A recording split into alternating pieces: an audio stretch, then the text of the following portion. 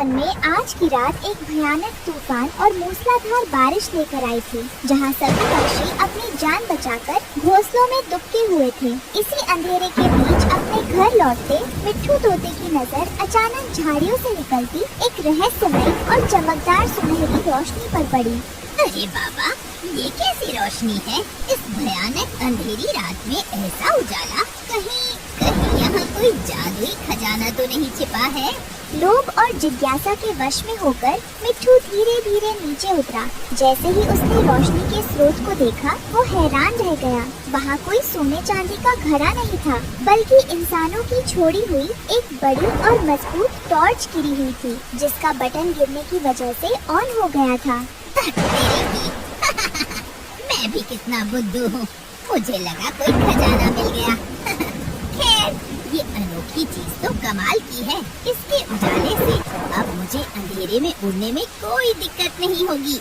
मिट्ठू तोता तो रोशनी का मजा लेते हुए आगे बढ़ गया, लेकिन थोड़ी ही दूरी पर बैठा कालू कौवा ठंड से कांप रहा था। कालू की किस्मत आज बहुत खराब थी। सुबह से भटकने के बाद भी उसे खाने का एक दाना तक नसीब नहीं हुआ था। जब उसने आसमान में तोते के पैर से निकलती हुई उस भयानक और जादुई रोशनी को देखा, तो उसकी आंखें फटी की फटी रह गईं।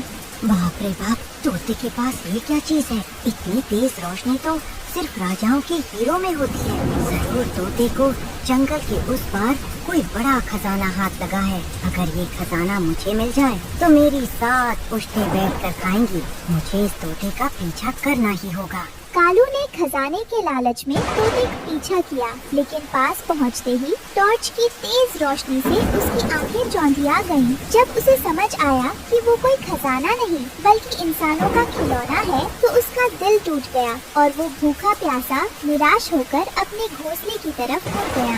हाय रे फूटी किस्मत, खजाना समझकर पीछा किया, यहाँ तो फूटी कौड़ी भी नहीं मिली। ऊपर से भोजन का एक दिन का भी नहीं है। आज तो गोरी मेरा कीमा बना देगी।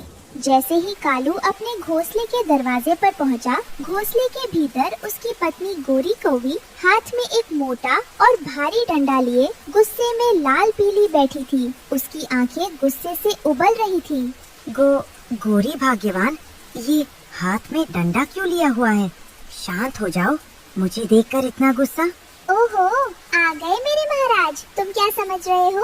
ये डंडा मैंने तुम्हारा स्वागत करने के लिए लिया है? नहीं, वो तो घर में एक मोटा चूहा घुस आया था, उसे भगाने के लिए पकड़ा था, लेकिन चूहा तो भाग गया। अब इस डंडे का इस्तेमाल सही जगह होगा। चलो जल्दी निकालो भोजन, भूख के मारे मेरी आंतें कुलकुला रही हैं। वो गोरी, आज बारिश बहुत तेज थी, सारे फल बह गए। आज कुछ भी खाने को नहीं मिला। कल सुबह मैं सबसे पहले उठकर। क्या कहा? भोजन नहीं मिला? दिन भर तुम जंगल में मक्खियाँ मार रहे थे। निकम्मे आलसी कौवे, जब देखो खाली हाथ चले आते हैं। मैंने तुमसे कहा था ना कि बिना भोजन के इस घर में पैर मत रखना। गोरी ने बिना कुछ सुने कालू पर डंडे से वार करना शुरू कर दिया। अरे गोरी, रुको, मेरी बात तो सुनो। मत मारो, मर गया रे। निकल जाओ यहाँ से। अपनी ये काली मनहूस शक्ल मुझे तब तक मत दिखाना जब तक हाथ में बढ़िया भोजन ना हो। जाओ और इसी तूफानी बारिश में खाना ढूंढ कर लाओ, वरना आज रात बाहर ही भीग कर मरो। कालू कौवा भीगता हुआ एक घने पेड़ की नीची डाल पर जाकर बैठ गया। ये कैसी जिंदगी है? बाहर तूफान है, घर में बीवी यमराज बनी बैठी है। ऐसा कौन सा काम करूं कि मुझे मेहनत भी ना पड़े, रोज पेट भरकर भोजन मिले और गोरी भी मुझसे खुश रहे।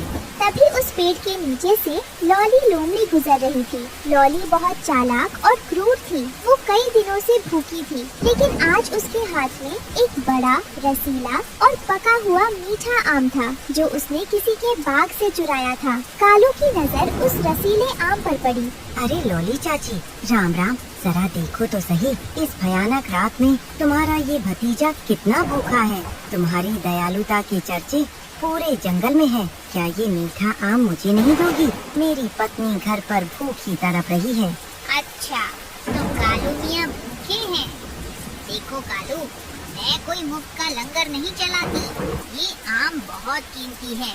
वैसे भी मैं ठहरी मांसाहारी जीव, मुझे इस मीठे फल से ज्यादा किसी पक्षी के नरम मांस में दिलचस्पी है। अगर मैं ये फल तुम्हें दे दूंगी तो मेरा पेट कैसे भरेगा? चाची, अगर ऐसी बात है तो हम एक सौदा कर सकते हैं। तुम मुझे ये फल दे दो और बदले में मैं तुम्हें एक ऐसे पक्षी का पता बताऊंगा जिसका मांस बहुत ही कोमल है और जिसे तुम आसानी से अपना शिकार बना सकती हो। सच में? अगर तुमने मुझे एक मोटा और ताज़ा पक्षी दिला दिया तो मैं तुम्हें न सिर्फ ये आम दूंगी बल्कि मेरी गुफा में जो मीठे फलों का ढेर लगा है वो सब तुम्हारा। बताओ कौन है वो बकरा? जंगल के पूर्वी छोर पर एक पुराना खोखला पेड़ है। वहाँ बूढ़ी फाख्ता माजी रहती हैं। उम्र के कारण उन्हें आँखों से बिल्कुल साफ दिखाई नहीं देता। वो ना तो तेज उड़ सकती हैं, ना ही अपना बचाव कर सकती हैं। तुम आसानी से उन्हें अपना शिकार बना सकती हो। वाह कालू, तुमने तो मेरा काम आसान कर दिया। ये लो आम, और सुनो, तुम अभी जाओ और उस बूढ़ी फाख्ता को फुसलाकर मेरी गुफा की तरफ लाओ। मैं वहाँ उसका इंतजार कर रही हूँ। कालू आम लेकर खुश तो हुआ, लेकिन सौदा पूरा करने के लिए उसे बूढ़ी फाख्ता के पास जाना ही था। वो उड़कर बूढ़ी फाख्ता के खोखले पेड़ के पास पहुँचा। कालू ने खोखले के अंदर झाँका। कौन है? सामने कुछ काला काला सा धुंधला नजर आ रहा है। कौन हो बेटा? माँ जी, मैं जी, आपका पड़ोसी कालू कौवा। ओह कालू बेटा, अरे तुम तो मेरी पुरानी सहेली कवि के बेटे हो। तुम्हारी माँ बहुत भली थी। तुम भी बिल्कुल अपनी माँ पर गए हो। बहुत संस्कारी और अच्छे बच्चे हो। आओ अंदर आओ। माँ जी, मैं हूँ यहाँ, आपकी भलाई के लिए आया हूँ। आपका ये पेड़ बहुत पुराना और कमजोर हो चुका है। इस तूफानी बारिश में ये कभी भी गिर सकता है। आप मेरे साथ चलिए। जंगल के उस पार एक बहुत ही सुरक्षित और गर्म जगह है। तुम कितने दयालु हो बेटा। रुको, मैं चलने से पहले अपनी भोजन की हंडिया उठा लूं। कालू जब ही फाख्ता की भोजन की हंडिया देखता है तो हैरान हो जाता है। वो हंडिया ऊपर तक तरह तरह के ताजे फलों, बीजों और मीठे पकवानों से भरी हुई थी। माँ जी, आपको तो आँखों से साफ दिखाई भी नहीं देता, फिर आप रोज इतना सारा और इतना बढ़िया भोजन कैसे इकट्ठा कर लेती हैं? आपके पास तो खजाना है। बेटा, ये मेरी मेहनत नहीं बल्कि हमारे इस नीलम वन के प्यारे पक्षियों का प्यार है। उन्हें पता है कि मैं बूढ़ी हूँ और देख नहीं सकती, इसलिए रोज सुबह रानू चिड़िया आती है और मुझे 2 मीठे अमरूद दे जाती है। दोपहर में मिट्ठू तोता आता है और अनाज के दाने दे जाता है। शाम को बुलबुल और कबूतर आते हैं। सब पक्षी मिलकर मेरा ख्याल रखते हैं। मुझे कभी भूखा नहीं सोने देते। धिक्कार है मुझ पर। मैं कितना नीच और पापी हूँ। जो पक्षी इस बूढ़ी और लाचार माजी को रोज अपने हिस्से का खाना देकर जाते हैं, मैं उसी माजी को एक जालिम और लालची लोमड़ी का निवाला बनाने चला था, सिर्फ अपने स्वार्थ के लिए। नहीं, मैं इतना गिर नहीं सकता। मेरी माँ भी मुझे देखकर रो रही होगी। माँ जी, मुझे माफ करना। मुझे याद आया कि मेरा घोंसला भी कमजोर है। मुझे पहले उसे ठीक करना होगा। आप यहीं रहिए, यहाँ आप सुरक्षित हैं। लेकिन माँ जी, मुझे बहुत तेज भूख लगी है। क्या मैं आपकी हंडिया से थोड़े फल ले सकता हूँ? अरे बेटा, इसमें पूछना क्या है? ये सब तुम बच्चों का ही तो है। जितना मन चाहे ले जाओ। कालू जब ढेर सारे फलों के साथ घोंसले में लौटा तो गोरी कौवी का गुस्सा हवा हो गया। लेकिन कालू ये भूल गया था कि उसने लॉली लोमड़ी के साथ धोखा किया था। लोमड़ी पूरी रात गुफा में भूखी बैठी रही और फाख्ता का इंतजार करती रही। जब सुबह तक कोई नहीं आया तो उसका गुस्सा 7वें आसमान पर पहुंच गया। उस काले कौवे की इतनी हिम्मत कि उसने मुझसे झूठ बोला और मेरा शिकार मुझे नहीं दिया। अब मैं उस बूढ़ी फाख्ता को बाद में देखूंगी। पहले उस कालू कौवे की हड्डी पसली एक करूंगी। अगली सुबह मौसम बिल्कुल साफ था। कालू कौवा कल की तरह आज भी जल्दी भोजन की तलाश में निकल पड़ा। उसकी किस्मत अच्छी थी। उसे थोड़ी ही दूरी पर एक बड़ा और पका हुआ पपीता मिल गया। कालू खुश होकर पपीते को अपनी चोंच में दबाकर उड़ने ही वाला था कि अचानक झाड़ियों में से एक जोरदार सरसराहट हुई। कहाँ भाग रहे हो मेरे धोखेबाज भतीजे? चाची, तुम यहाँ? देखो, कल रात बहुत तेज बारिश थी, इसलिए मैं बूढ़ी फाख्ता को नहीं ला सका। चुप रहो झूठे कौवे, तुमने मुझे धोखा दिया है। मुझे पता चला है कि तुम फाख्ता के यहाँ से खुद फल चुरा कर भाग गए और मुझे भूखा छोड़ दिया। अब मुझे किसी पक्षी का मांस नहीं चाहिए। आज मैं तेरा ही नाश्ता करूंगी। लॉली लोमड़ी ने एक जोरदार छलांग लगाई। कालू ने डर के मारे पपीता वही गिरा दिया और ऊपर की तरफ उड़ा। लोमड़ी जमीन पर उसके नीचे नीचे दौड़ रही थी। बचाओ बचाओ, कोई है जो मेरी जान बचाए, लोमड़ी मुझे मार डालेगी। दौड़ते दौड़ते कालू बुरी तरह थक गया। उसने नीचे एक घनी कटीली झाड़ी देखी और अपनी जान बचाने के लिए वो उसके अंदर घुसकर छिप गया। कब तक इस झाड़ी में छिपे रहोगे कालू मियाँ? झाड़ी के कांटे तुम्हें चुभ रहे होंगे। बाहर आओगे तो सिर्फ एक ही बार दर्द होगा। हमेशा के लिए भूख प्यास से मुक्ति मिल जाएगी। मैं यहीं बैठी हूँ। इसी दौरान नीलम वन की सबसे समझदार चिड़िया रानो चिड़िया वहाँ से गुजर रही थी। उसने कालू की चीखें सुनी थी और अब उसने लोमड़ी को झाड़ी के बाहर बैठे देख लिया था।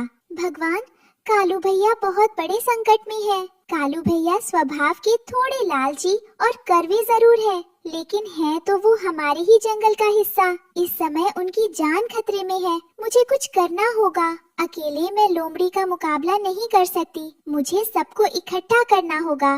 रानो चिड़िया बिजली की गति से उड़ी। वो सबसे पहले तोते, बुलबुल और बाकी पक्षियों के पास गई। पक्षियों भाइयों, जल्दी चलो, हमारे कालू भैया को लोमड़ी ने घेर लिया है। अगर हम अभी नहीं गए तो लोमड़ी उन्हें मार देगी। क्या? कालू भैया मुसीबत में है? चलो, हमें तुरंत चलना चाहिए। तोते भैया, आप सबसे तेज उड़ते हो।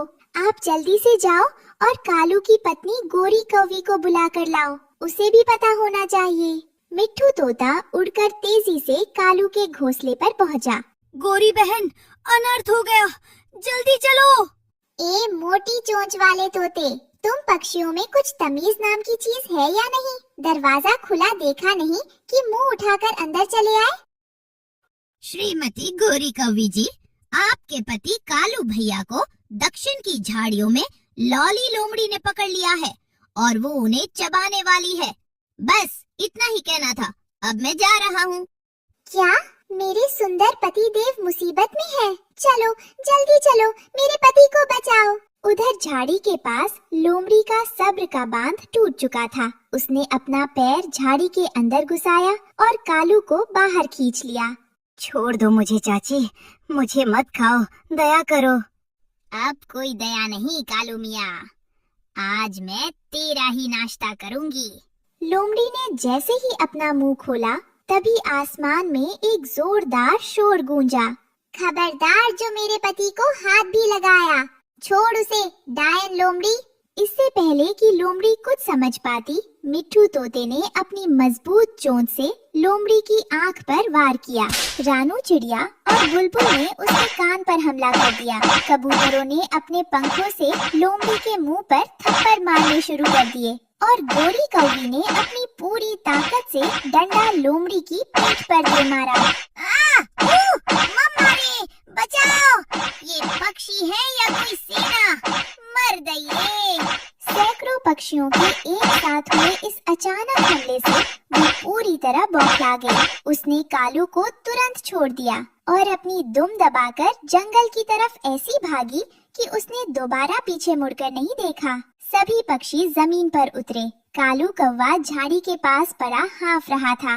मेरे प्यारे पति देव, आप ठीक तो है ना? मैं तो डर ही गई थी। अगर आपको कुछ हो जाता तो मेरा क्या होता? रानू बहन, मिट्ठू भाई, मुझे माफ कर दो।